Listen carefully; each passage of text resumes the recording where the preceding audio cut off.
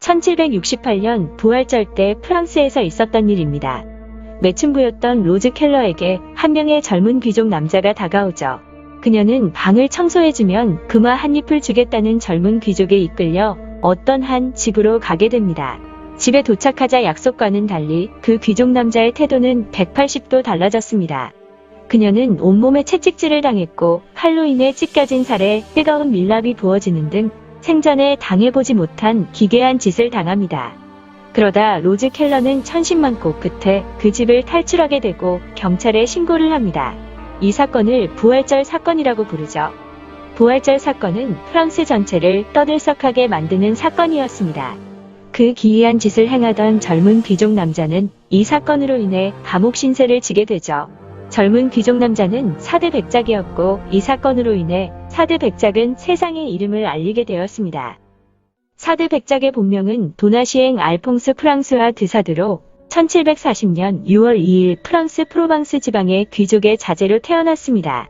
무난한 10대 생활을 보냈던 사드 백작은 1767년 초 부친이 사망하자 그는 자기를 물려받아 사드 후작이 되었습니다.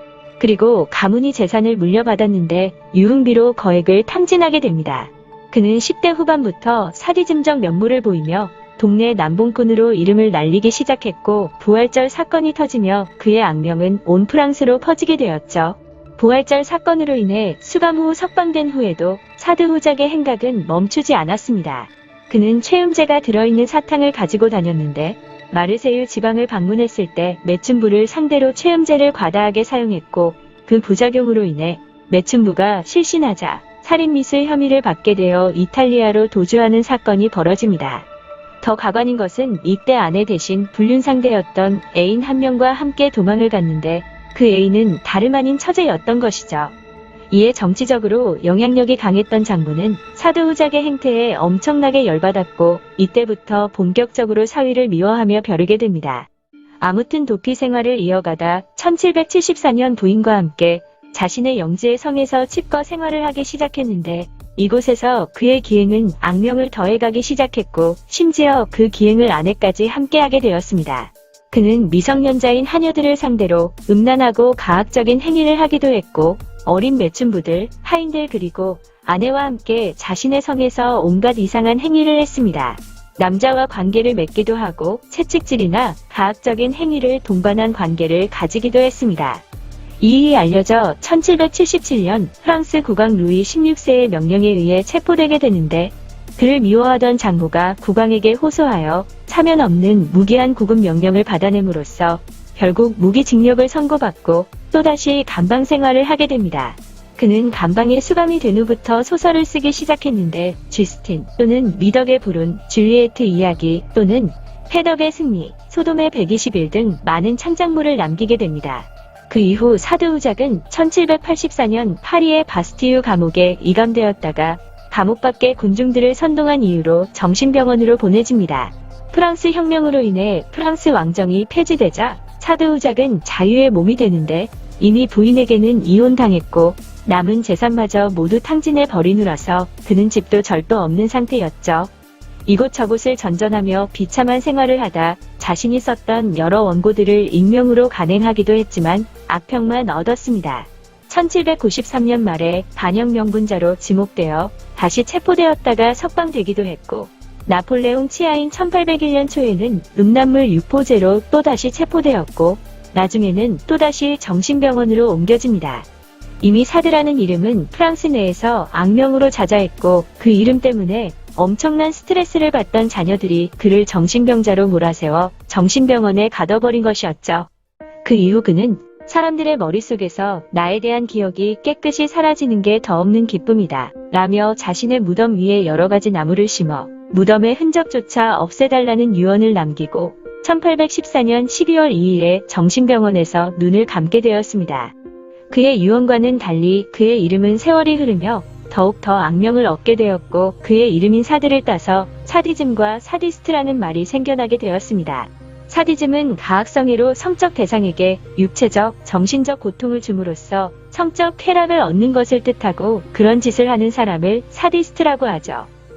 훗날 사드후작에 대한 평가는 극과 극으로 나뉘는데 미치광이 변태 성도착자라는 부정적인 평가와 인간의 성적 본능에 대한 날카로운 관찰자 및 카톨릭 교회와 귀족들의 위선을 까발린 폭로자로서의 긍정적인 평가를 받는 인물입니다. 개인적으로는 전자에 한 표를 던지고 싶네요. 오늘 이야기할 인물은 나는 느낀다, 고로 존재한다. 나는 여자를 사랑했다. 그러나 내가 진정으로 사랑한 것은 자유였다. 라는 명언을 남긴 남자입니다. 그는 스스로 자신은 여자를 위해 태어난 남자라고 말하고 다녔죠. 오늘 이야기할 이 사람은 시대의 바람둥이, 최고의 정력가, 최악의 난봉꾼의 대명사로 알려져 있는 카사노바입니다. 그러나 사실 그는 돈으로 여자의 성을 착취한 호색한에 불과했고, 그는 평생 유럽 전역을 도망쳐 다니며 온갖 사기를 친 사기꾼에 불과했죠. 현재 카사노바 하면 매력적인 바람둥이라는 닉네임이 바로 떠오르지만 알고 보면 그에게 적용하기엔 굉장히 아까울 정도입니다. 도대체 카사노바 그는 어떤 삶을 살았던 것일까요? 그의 풀네임은 자코모 지롤라모 카사노바입니다. 1725년 4월 2일 베네치아에서 태어났죠. 그의 아버지는 배우였고 어머니는 꽤 유명한 성악가였습니다. 그렇다 보니 부족하지 않은 유년 시절을 보냈는데 아버지 주세페 카사노바가 36살의 어린 나이로 세상을 떠나게 되면서 가세는 급격히 기울기 시작해 여러 곳을 전전하며 살았죠. 그러던 그가 15세가 되던 해에 성직자 알비세 말리피로를 만났고 그렇게 성직자의 길로 들어서게 되었습니다. 그는 공부머리가 좀 있었는지 파도바 대학에 다니며 라틴어, 그리스어, 프랑스어, 히브리어, 스페인어, 영어를 배웠고 고전문학, 신학, 법학, 자연과학, 의학, 화학, 수학, 통계학 등 여러가지 다양한 지식을 동시에 쌓았죠. 그는 17세의 나이로 법학 박사 학위를 받기도 했을 정도의 영재이기도 했습니다. 또한 사교충과 펜싱, 승마등과 카드놀이 등을 익혔고 이것들은 나중에 귀족들과 어울릴 때 요긴하게 사용되었죠. 하지만 그가 성에 눈을 뜨기 시작하면서 여신도들이나 수녀들에게 작업을 치는 등 성직자의 신분으로 할 수 없는 행동들을 하기 시작했습니다. 이때 그가 한 못된 짓 중에서는 좀 안타까운 사건도 있는데요. 어느 날 그가 부임한 지방 교구의 한 귀족은 총명한 카사노바가 마음에 들어 자신의 집에 머물도록 한 적이 있었죠. 성직자이기도 하고 똑똑한 카사노바를 전적으로 믿었는지 17세 딸이 카사노바와 친하게 지내는 걸 보고도 별 일이야 있겠나 싶었던 그는 그다지 신경 쓰지 않았습니다. 하지만 그는 딸을 임신시키고 도망쳐버렸고 귀족 가문의 아가씨였지만 아버지에게 버림받아 그녀는 매춘부로 전락해버렸죠. 21년이 지난 어느 날 병에 걸려 거짓골이던 그녀를 다시 만나게 된 카사노바는 그녀에게 돈을 얼마 쥐어주고 그렇게 또 헤어지게 되었는데요. 이런 비극적인 사건을 자신의 자서전에는 아름다운 사랑의 슬픈 결말 정도로 기록해 두었다고 합니다. 이외에도 그가 여러 파렴치한 짓을 하고 다니자 교회에서는 그를 쫓아내버렸죠. 그러자 그는 무의식적으로 자신을 속박하던 성직자라는 굴레에서 벗어나 이제는 속편하게 미쳐 날뛰기 시작했는데요. 그리고 동시에 유럽 전역을 떠돌아다니는 도망자 인생 또한 시작되었습니다. 카사노바의 자서전에 의하면 122명의 여자와 잠자리를 가졌다고 기록되어 있을 정도인데요. 여자들과 만나기 전에는 불을 엄청 까먹고 데이트를 하러 갔다고 하죠. 그는 어릴 적 공부한 여러가지 박학다식한 면과 사교수를 내세워 화려한 언변으로 여자들을 꼬시며 다녔는데요. 어느 날 베네치아의 귀족이던 마테오 조반니 브라가딘의 양자로 들어가면서 호랑이의 날개를 달아준 격이 되었죠. 돈도 많고 가문도 빵빵하며 심지어 말발도 수려하다 보니 그에게 홀린 수많은 여자들을 자신의 침실로 끌어들였습니다. 자신의 화려한 말발과 치명적인 매력으로 많은 여자들을 홀리기도 했지만 그의 여성 편력 중에는 금전이 오간 경우가 더 많았죠. 한마디로 외춘을 했다는 것인데요. 친구네 집에서 식사를 하던 카사노바가 집으로 찾아와 구걸을 하는 가난한 모녀를 보게 되었는데 나중에 그 모녀에게 접근해 돈을 주고 딸과 관계를 가졌다는 기록도 있고 가난한 가정교사에게는 자신 집의 방을 저렴한 가격으로 빌려주는 대신 성관계를 요구하는 등 누가 봐도 매춘을 한 경우가 많았습니다. 카사노바 스스로는 나는 매춘은 하지 않았고 애인관계에서 성관계를 가진 후 그 말을 선물로 줬다라고 기록해 놓았지만 애인과의 관계 후 돈을 줬다는 건 상식적이지 않죠. 또한 그는 자신이 한 쓰레기 짓을 뻔뻔하게 자서전에 죄다 기록해 놓았는데요. 그가 이탈리아를 여행하던 중에 가족 유랑 공연단을 만난 적이 있죠. 단장을 하던 어머니와 오빠 그리고 여동생들이 있었는데요. 그들은 받기로 했던 공연비를 받지 못해 다른 도시로 갈 경비가 없어 매우 난처한 상황이었습니다. 큰딸에 관심이 있던 카사노바는 선뜻 자신이 빌린 마차에 이들을 태워주기로 했고 그 대가로 큰딸과의 하룻밤을 제시했죠. 다른 방도가 없었던 어머니가 제안을 받아들이자 결국 큰딸과 카사노바는 하룻밤을 보내게 되었습니다. 그리고 카사노바는 큰딸에게 금화 한 잎을 선물했는데요. 언니의 금화가 부러웠던 작은 딸이 자신도 금화를 갖고 싶다고 하자 그렇게 작은 딸과도 하룻밤을 보내고 금화를 선물했다고 하죠. 충격적인 건 그 자매의 나이는 12살, 11살이었다고 합니다. 가족 유랑 공연단은 마차 한번 잘못 빌려 탔다가 카사노바에 의해 온갖 성적 착취를 당한 것이죠. 그 외에도 러시아에서는 17살짜리 소녀의 가족들에게 100루블을 주며 그 소녀를 노예로 부렸는데 구타, 학대, 성폭행 등 온갖 악행을 저질렀다고 떳떳이 자신의 자서전에 기록해 놓았습니다. 이런 부분만 봐도 도덕이나 윤리라는 나사가 빠진 그리고 돈 몇 푼으로 불쌍한 사람들의 성을 착취하는 인간 쓰레기 같은 느낌이 다분하죠. 그 외에 더 심한 일도 있었는데요. 베네치아에서는 귀족들과 어울려 다니며 그의 주도하에 방탕한 놀이를 하며 놀았습니다. 그 방탕한 놀이 때문에 그는 결국 깜빵에도 들어가게 되는데요. 혐의는 명문 귀족의 젊은이들을 방탕한 놀이에 끌어들여 도덕적으로 타락시켰다는 것이었죠. 그 놀이라는 게 들어보면 정말 어처구니가 없는데요. 그들은 예쁘고 매력적인 유부녀를 타겟으로 삼고 비밀스러운 활동을 하던 베네치아 공화국의 정치 조직 중 하나인 12뇌의 치안요원으로 변장해 자신들의 얼굴을 가린 뒤 그 유부녀의 집으로 쳐들어가죠. 그렇게 12뇌의 이름으로 체포를 선언하고 부인과 남편의 눈을 가린 채 서로 다른 마차에 태워 납치를 합니다. 도중에 남편은 풀어주는데 이 사실을 발설하면 다시 체포한다며 협박하고 부인은 자신들의 은신처로 끌고 가 집단으로 성폭행을 했죠. 그렇게 며칠간 여자를 감금한 채로 자신들의 욕정을 채운 뒤 또다시 협박을 하고 풀어주었다고 합니다. 피해자 부부는 눈이 가려진 채로 끌려갔으니 그들의 은신처 위치를 알지 못했고 진짜 12뇌의 요원이라 생각해 고발조차 하지 못했다고 하죠. 이런 납치 강간 사건을 한낱 놀이로 치부한 게 어이가 없을 정도네요. 근데 웃긴 건 카사노바만 잡혀가고 공범이던 귀족 가문의 젊은 남자들은 잡혀가지 않았다고 합니다.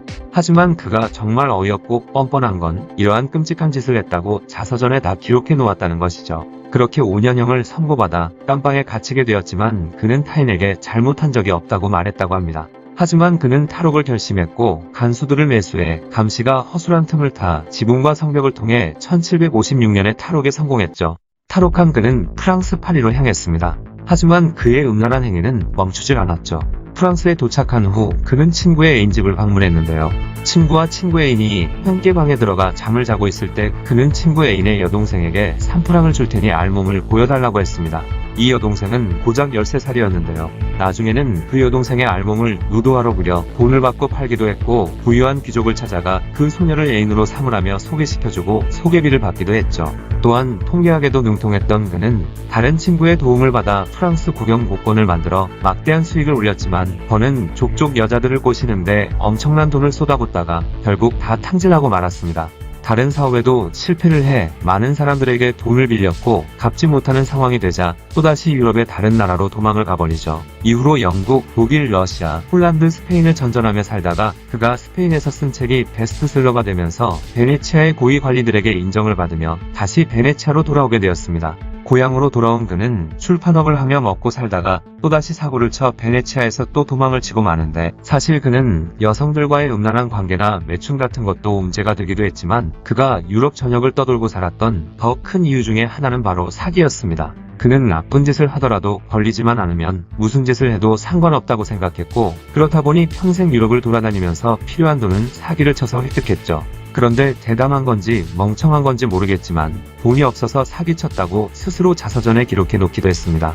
그는 자신이 연금술을 할 수 있다고 하며 수은의 양을 늘려주겠다는 사기를 자주 쳐 돈을 벌었고 프랑스에서는 한 공작 부인의 가족들에게 사기치는 걸 들켜 맞아 죽을 뻔한 적도 있었죠. 그는 프랑스의 한 공작 부인에게 죽으면 다시 환생시켜주겠다는 사기를 쳤는데요. 임신한 자신의 애인을 데려와 공작 부인이 죽으면 그 영혼이 이 뱃속의 태아에게 들어갈 것이고 그러면 공작 부인은 다시 이 아이로 환생할 것이라고 했죠. 그래서 공작 부인의 모든 재산을 이 뱃속의 아이에게 상속하면 환생하고 난 후에 잘 먹고 잘 살 거다라고 하며 공작 부인의 전 재산을 사기쳐 먹으려고 했지만 그의 사기 행각을 알게 된 그녀의 친척들이 그를 때려 죽이려고 하는 바람에 프랑스에서 도망치게 된 것입니다.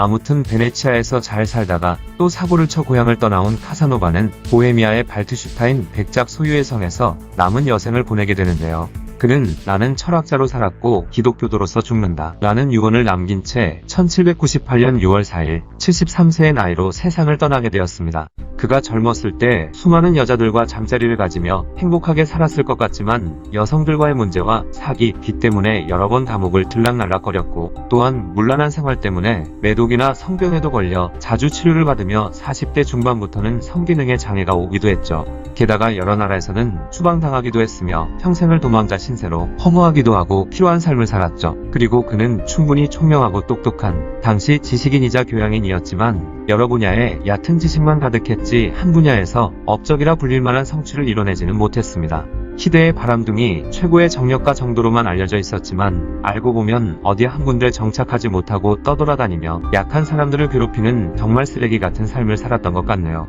쾌락에만 몸을 맡겨 평생을 허비하는 삶을 살았던 카사노바에 대한 이야기였습니다. 세상의 수많은 남자들은 여자들의 사랑을 얻기 위해 온갖 수단을 탔습니다. 진심 어린 마음을 전하는 사람이 있는가 하면 자신의 능력을 어필하는 사람도 있죠. 그런데 중세 유럽에서 그 누구도 예상치 못한 무식하고 엽기적인 방법으로 프로포즈를 한 끝에 결혼에 성공한 남자가 있었다고 하는데요. 바로 오늘 이야기의 주인공인 윌리엄 1세입니다. 윌리엄 1세는 1028년 프랑스의 노르망디 공작인 악마공 로베르 1세와 평민 출신 내연녀인 에를르바 사이의 아들로 태어났습니다. 기록에 따르면 하루는 에를르바가 밖에서 빨래를 하느라 맨다리를 드러내고 있었는데 로베르 1세에게 다리 패티시라도 있었던 것인지 그 모습을 보고 한눈에 반했다고 하죠. 윌리엄 1세의 나이 7살이 되던 해 아버지 로베르 1세가 예루살렘 순례를 마치고 돌아오던 중에 갑자기 병을 얻으면서 세상을 떠났고 후계자였던 윌리엄이 아버지의 뒤를 이어 노르망디 공작이 되었습니다. 미천한 평민 출신 내연녀와의 사이에서 낳은 윌리엄 1세가 아버지의 뒤를 이을 수 있었던 것은 그가 로베르 1세의 유일한 아들이었기 때문인데요. 그런데 로베르 1세가 예루살렘으로 떠나기 전에 윌리엄을 후계자로 지목해놨기 때문에 윌리엄은 노르망디 공작이 되는 데는 성공했지만 사생아라는 그의 출신 때문에 친척들을 비롯한 그의 주변 사람들이 모두 그를 조롱했고 심지어 그를 못마땅하게 여겨 암살을 시도하는 사람까지 있었습니다. 한 번은 윌리엄이 자신에게 대항하는 세력들의 성을 공격한 적이 있었는데 상대가 미천한 무드장이의 외손자인 윌리엄을 조롱하는 의미로 성벽에 무드질한 가죽을 걸어놓는 일도 있었죠. 분노한 윌리엄은 성을 점령한 후 그곳에 있는 40여 명의 귀족들의 손을 잘라버리는 것으로 응답해줬다고 합니다. 비록 윌리엄의 주변에 적들이 많기는 했지만 아버지의 충신들과 외숙부 등 그를 도와주는 조력자들 또한 존재했기 때문에 그들의 도움에 힘입어 위기 상황에서 벗어나게 되죠. 그의 나이 20대 초반이 된 1050년 무렵 윌리엄 1세는 노르망디 공작으로서의 자리를 굳히기 위해 후계자의 필요성을 느껴 옆 동네인 플란데런의 공녀 마틸다 판 플란데런에게 대리인을 보내서 그녀와 결혼하고 싶다는 뜻을 밝혔습니다. 하지만 마틸다는 대리인을 통해 너 같은 사생아 따위와 내가 격이 맞는다고 생각하느냐는 모욕적인 대답을 했고 그 말을 전해 듣고 머리끝까지 화가 난 윌리엄은 즉시 플란데런으로 달려갔죠. 그리고는 곧장 마틸다의 방으로 쳐들어가서 다짜고짜 그녀의 머리채를 잡고는 바닥에 패대기 친 후에 마구잡이로 그녀를 두들겨 패기 시작했습니다. 그렇게 윌리엄은 마틸다에게서 결혼을 하겠다는 대답이 나올 때까지 그녀의 머리채를 잡은 채 소처럼 질질 끌고 방을 돌다가 다시 그녀를 두들겨 패는 일을 반복하며 청혼을 했다고 하죠. 그 소식을 듣고 놀라서 달려온 마틸다의 아버지 플란데런 백작 보드엥 5세는 자신의 딸이 미천한 사생아 공작에게 두들겨 맞고 있는 것을 보자 화가 머리끝까지 나서 눈알을 허옇게 뒤집고는 미천한 사생아 따위가 어디서 감히 내 딸을 때려? 라고 소리친 후 가지고 있던 칼을 뽑아서 윌리엄을 베어버리려 했습니다. 그런데 그 순간 그 누구도 예상하지 못했던 황당한 일이 일어났는데요. 바로 그때까지 윌리엄에게 두들겨 맞고 있던 마틸다가 갑자기 아버지를 말리면서 전 윌리엄이 아니면 어떤 남자와도 결혼하지 않겠어요 라고 선언한 것입니다. 보드엥 5세는 딸이 너무 많이 맞아서 머리가 어떻게 된 게 아니냐며 둘의 결혼을 결사반대했지만 그녀는 끝까지 자신의 고집을 꺾지 않았고 그렇게 윌리엄 1세와 마틸다는 4년 뒤에 결혼을 했다고 하죠. 요즘 시대에 했다면 바로 경찰에 신고당해서 유치장으로 끌려갔을 역대급 청혼이었습니다. 역사가들 또한 마틸다의 이런 황당한 결정이 당황스럽기는 마찬가지였는지 그녀에 대해 조사를 해본 사람이 많았다고 하죠. 일부는 마틸다가 두들겨 맞거나 학대를 당하며 성적 쾌감을 느끼는 마조이즘 취향이라고 주장하는 사람도 있었습니다. 하지만 그것보다는 마틸다가 보기에 윌리엄이 사생아라는 말을 듣자 발끈해서 바로 플란데런까지 달려와 그녀를 두들겨 팰 만큼 사생아라는 단어에 민감한 사람이니 결혼하면 적어도 자신과 같은 사생아를 만드는 행동은 절대 만들지 않을 사람인 것 같다는 기적의 논리를 펼치며 결혼을 결심한 것이라고 짐작하는 사람이 많다고 합니다. 놀랍게도 그녀의 짐작대로 윌리엄 1세는 실제로 결혼한 후에 따로 애인을 뒀다는 기록도 없고 단 한 명의 사생아도 낳지 않았다고 하네요. 부부간의 금술도 좋아서 윌리엄 1세와 마틸다는 4명의 아들과 최소 5명 이상의 딸을 비롯한 많은 자식을 낳았습니다.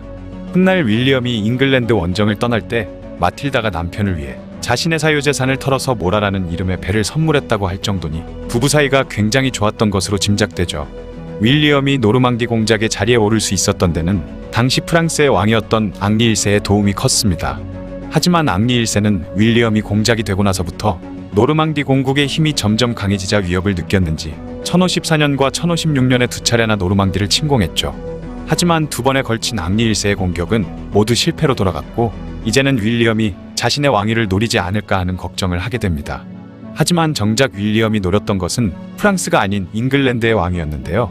1066년 잉글랜드의 왕위에 오른 것은 헤럴드 2세라는 인물이었는데 이 헤럴드 2세는 과거에 배를 타고 항해를 나갔다가 윌리엄의 포로가 되면서 한동안 그의 신하와 비슷한 위치에 있었던 시기가 있었습니다.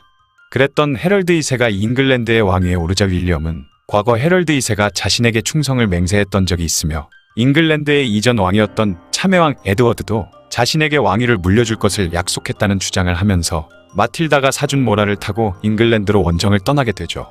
이후 잉글랜드에 상륙한 윌리엄은 헤럴드 2세의 군사들과 헤이스팅스 전투를 벌였는데 그 전투에서 헤럴드 2세가 전사하고 윌리엄 군이 승리하면서 마침내 윌리엄이 잉글랜드의 국왕으로 즉위하게 됩니다. 그리고 잉글랜드를 정복하고 런던으로 개선한 윌리엄이 웨스트민스터로 자신의 궁을 옮기면서 웨스트민스터가 행정수도로서의 역할을 하게 됐고 옆 동네인 런던도 상업 중심지로서 번영하며 이때부터 본격적으로 잉글랜드의 수도 역할을 하게 되었다고 하네요. 여담으로 1066년 12월 25일 윌리엄의 국왕 즉위식에서 그가 너무 큰 목소리로 선서를 해서 성당 밖에서 대기하고 있던 노르망디 가문의 경비병들이 깜짝 놀라 갑자기 근처 집들에 불을 지르기 시작했다는 황당한 기록이 있습니다. 큰 소리를 듣고 깜짝 놀란 것과 주변에 불을 지른 것이 대체 무슨 관련이 있는지는 모르겠지만 말이죠. 그렇게 왕의 자리에까지 오르게 된 윌리엄이지만 그 후로도 그의 앞날은 순탄치 않아서 그의 재위 기간 중 큰 반란이 일어난 것만 해도 5번이나 됐을 정도였다고 합니다. 이에 분노한 윌리엄은 먼저 남잉글랜드를 정복한 후 자신에게 반항하는 앵글로색슨족과 데인족을 토벌하기 위한 북부 원정을 떠났죠. 문제는 토벌 과정에서 그가 10만 명 이상이나 되는 사람들을 학살했다는 것인데 이 참혹한 학살은 여러 역사서에 기록되어 있으며 당시에도 주변 국가들로부터 너무 잔인하다는 평가를 받은 것으로 보입니다. 다만 이상하게도 영국 내에서는 고대와 중세 시절 반항하는 주민에 대한 대학살은 정복 후에 자주 일어나는 일이라 생각했는지 윌리엄의 이런 학살에 대해 크게 문제 삼지는 않는 것으로 보인다고 하네요. 그렇게 잉글랜드를 평정한 윌리엄은 1086년 왕국 내의 토지를 조사한 후 잉글랜드의 토지 소유 현황과 이용 현황 등을 자세히 기록한 둠즈데이 북이라는 토지조사서를 만들어서 무려 4,000명이나 되는 앵글로색슨계의 귀족들의 토지를 몰수해버렸다고 합니다. 그리고 몰수된 영지는 자신을 따르는 200명의 노르망디의 귀족들에게 나눠졌다고 하죠. 잉글랜드의 상황이 안정되자 윌리엄은 프랑스로 눈을 돌렸고 이후 프랑스 내의 영토를 확장하는 과정에서 프랑스와 전쟁까지 벌이게 됩니다. 하지만 이 과정에서 평소 사이가 나쁘다 못해 철천지 원수처럼 지내던 자신의 큰아들 로베르와의 불화가 더 심해지면서 로베르가 프랑스의 왕인 필리프 1세와 손잡고 아버지를 상대로 쿠데타를 일으킨 막장 사건이 일어났죠. 이후 쿠데타가 실패하자 로베르는 프랑스로 도망가 버렸고 윌리엄은 크게 화를 내며 로베르의 모든 권리를 박탈했지만 그래도 죽기 전에는 마음을 바꿔 노르망디 공작의 계승권을 넘겨줬다고 합니다. 윌리엄은 1087년 프랑스의 망트를 공격하다 병을 얻어 사망한 후 캉에 있는 생테티엔 성당에 묻혔다고 하네요. 지금까지 유럽의 상남자 윌리엄 1세의 이야기였습니다. 영상을 봐주셔서 감사합니다. 더 재미있고 유익한 영상으로 다시 찾아뵙겠습니다. 구독과 좋아요 꾹 눌러주시고 댓글도 부탁드려요.